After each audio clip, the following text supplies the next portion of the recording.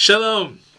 The baseball season is finally over, but as I think of God, the way God is portrayed in the first couple of weekly parshiyot, the weekly Torah portions, I have this image of a great Yankee slugger coming up to bat and nearly striking out. Strike one was when God created the world and placed man and woman in paradise and Gan Eden in the Garden of Eden, sensing that there would be a partnership with them as they would take care of the world, they would take care of the land, and yet they fail God and they're forced to leave paradise, and that's strike one.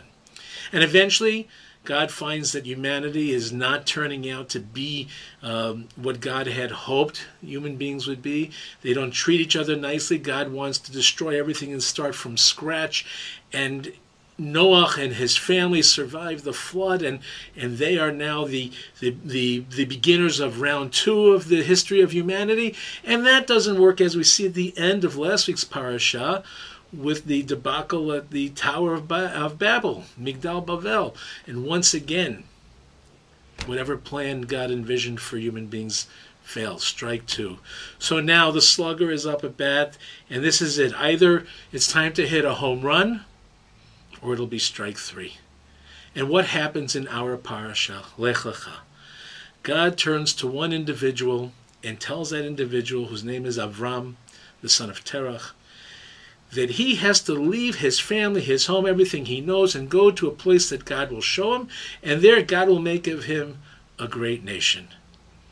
And the world will be blessed by what this person does.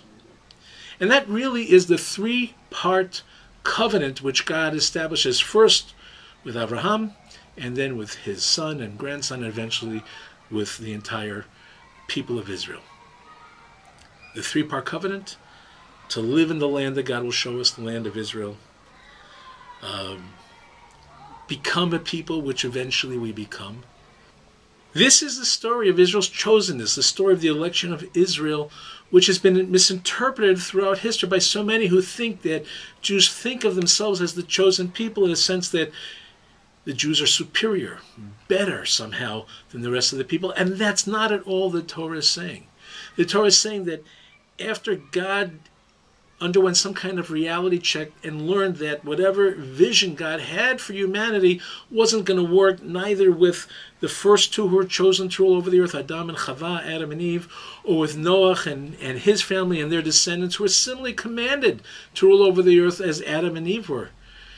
Eventually God settles on just one particular person, that person's family and descendants, that their job will be to engage in a relationship with God, to study God's ways and implement God's values and God's teachings, which eventually will be revealed to later generations through the Torah. And in that way, to bring blessings to all who come to know him. Abraham is not supposed to proselytize. The Jewish people are not supposed to go out and seek converts and convince others to take on the Jewish way, to become Jews. But rather, the rabbis explain that Abraham is like a jar of perfume. If the jar remains closed, you can't smell the fragrance. You can't benefit from it. But if the jar is open, not necessarily by you, but it's simply open, you have access to positive Jewish role models who engage in a relationship with God, perhaps that will convince others to engage in a relationship with God. Not as the Jewish people do, but as other individuals, other families, other communities wish to. The notion that the world should come to the point where everybody recognizes that there's only one God and builds a relationship with God in a way that meets their needs, that's the message that we find in the story of God choosing Abraham. That the world should be united not in its theological belief and practice, but in the one thing that we can all have in common despite cultural differences, religious differences, the recognition of the role of God in all of our lives. That's the fragrance that we all want to smell and benefit from. The late songwriter and singer Debbie Friedman got this so right when she wrote a song based on this week's parasha, a song called Lekhi Lakh. Lekhi Lakh, to our land.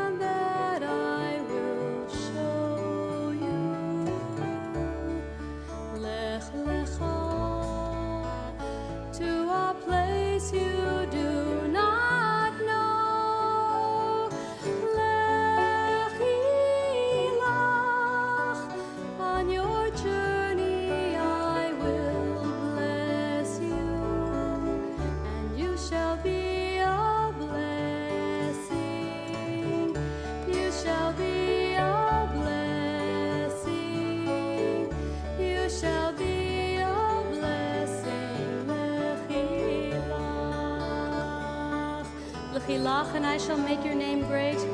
Lekhi Lakh, and I shall make your name great. Lech-Lecha, Lech-Lecha, and all shall praise your name. And all shall praise your name. Lekhi Lakh, Lekhi Lakh, to the place that I will show you. To the place that I will show you.